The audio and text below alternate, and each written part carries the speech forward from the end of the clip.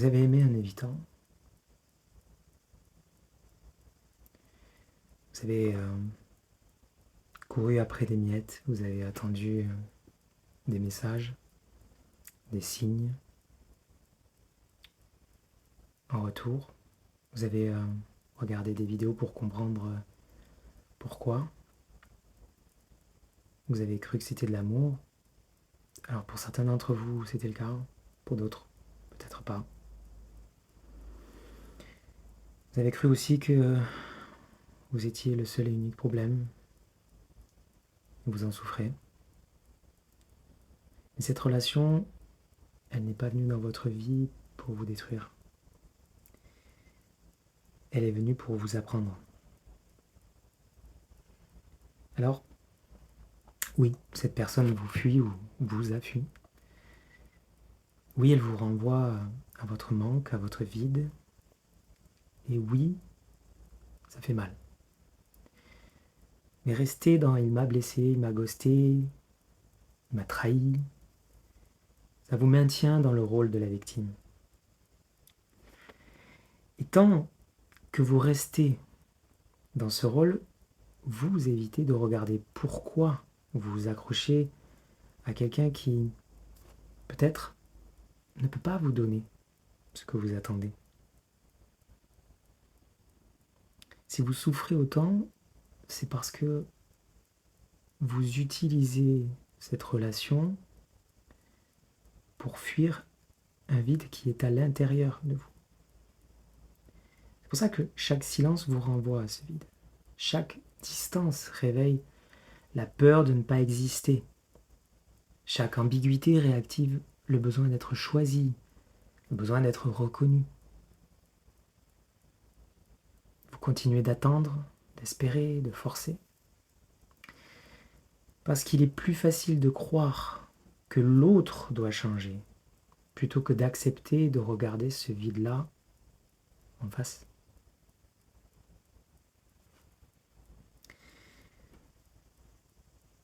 Alors, à sa façon, un peu tordue peut-être, mais à sa façon, l'évitant est un maître. Parce qu'il vous montre que vous cherchez la fusion pour éviter la solitude. Il vous montre que vous donnez peut-être trop pour être aimé. Il vous montre que peut-être vous acceptez moins que ce que vous méritez. Il vous renvoie à votre peur d'abandon, à votre besoin de contrôle, à cette dépendance affective qui peut-être est déguisée sous un amour inconditionnel. C'est inconfortable. Parfois c'est humiliant.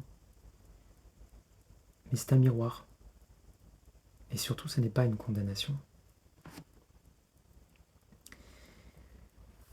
Alors,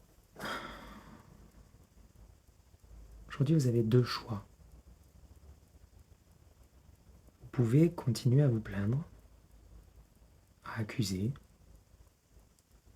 à ruminer la douleur, ou décider que cette douleur, elle sera votre point de transformation. Décider que cette relation servira à votre croissance et pas à votre destruction. Apprendre à sentir ce vide sans le fuir. Apprendre à reprendre votre énergie, à ne plus attendre que l'autre vienne vous remplir. Parce que ce n'est pas vous qui allez pouvoir changer un évitant. Il n'y a que lui qui peut le faire. Mais vous pouvez choisir de ne plus vous abandonner dans cette attente.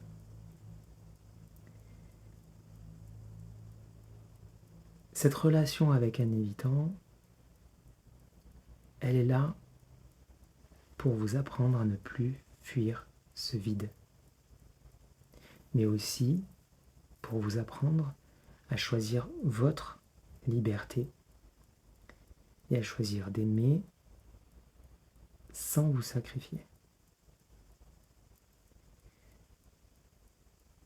Si vous souhaitez avancer sur ce chemin, si vous ressentez qu'il est temps de sortir de cet attachement obsessionnel, j'ai créé un programme audio qui s'appelle l'ignorance, 5 seuils pour sortir de l'amour obsessionnel. Un programme qui peut vous accompagner sur ce chemin. Vous trouverez le lien sous la vidéo. Sachez aussi que je réalise des accompagnements qui ont la même fonction que le programme. Voilà. Si cette parole résonne en vous, vous pouvez vous abonner. Et merci pour votre présence et merci pour votre écoute. À bientôt.